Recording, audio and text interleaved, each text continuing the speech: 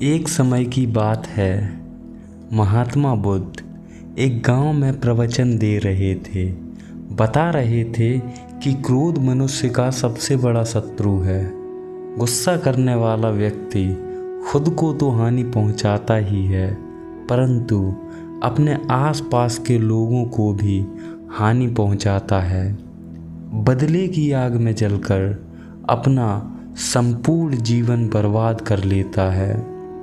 उपदेश के खत्म होते ही एक व्यक्ति सभा से खड़ा होकर उनसे कहता है, तू ढोंगी है, तेरी बातें मनुष्य जाति के रहन सहन से विपरीत हैं। तू खुद तो अपनी बातों का अनुसरण करता नहीं और लोगों को इनका पालन करने को कहता है। वह व्यक्ति गौतम बुद्ध को ये सब बातें कह रहा था, तो भी वे उसकी बात पर कोई प्रतिक्रिया नहीं करते, जिससे वह व्यक्ति अत्यधिक क्रोधित होकर उनके मुंह पर थूक देता है। इसके बावजूद भी गौतम बुद्ध उससे कुछ नहीं कहते और बड़े ही शांत भाव से उस थूक को अपने मुंह से हटाकर फिर से समाधि में लीन हो जाते हैं। यह सब देख उस व्यक्ति को समझ नहीं आया कि अब क्या करे और गुस्से में अपने घर की ओर चल देता है। अगले दिन जब वह घर पहुंचा, तब तक उसका पूरा मन शांत हो चुका था।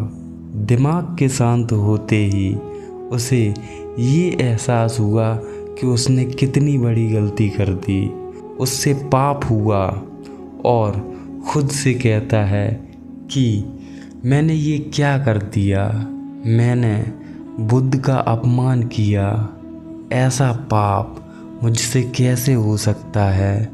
अब मुझे तुरंत ही उनके पास जाकर उनसे माफ़ी मांगनी होगी, तभी मेरे जीवन का कुछ कल्याण हो सकता है। ये कहकर बिना कोई समय गवाए वह गौतम बुद्ध के पास आ गया, परंतु बुद्ध उसे उस स्थान पर नहीं मिले। वह जगह जगह भटक कर उन्हें खोजने लगा और जैसे ही वो मिले, वह उनके पैरों में गिड़गिड़ाकर माफ़ी मांगने लगा। कहने लगा, मुझसे गलती हुई, मैंने आपको अपमानित करके बहुत बड़ा पाप किया, कृपया मुझे क्षमा कर दो।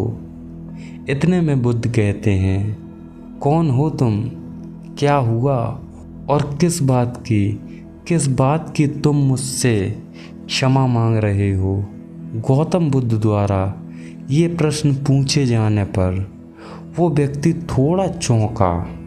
वो सोचने लगा, बुद्ध मुझे कैसे भूल सकते हैं, कल की ही तो बात है जब मैंने उनका अपमान किया था।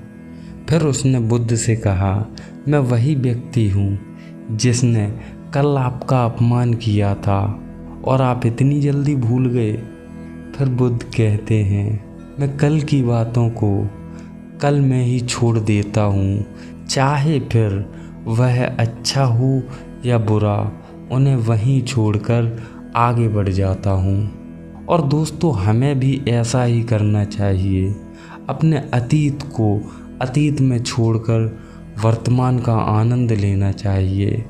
महात्मा बुद्ध की ये बातें सुन वो शिष्य उनसे और भी प्रभावित हो गया और कहने लगा, हे भगवान, आज से मैं आपकी हर एक बात को ध्यान से सुनूंगा और उनका अनुसरण भी करूंगा।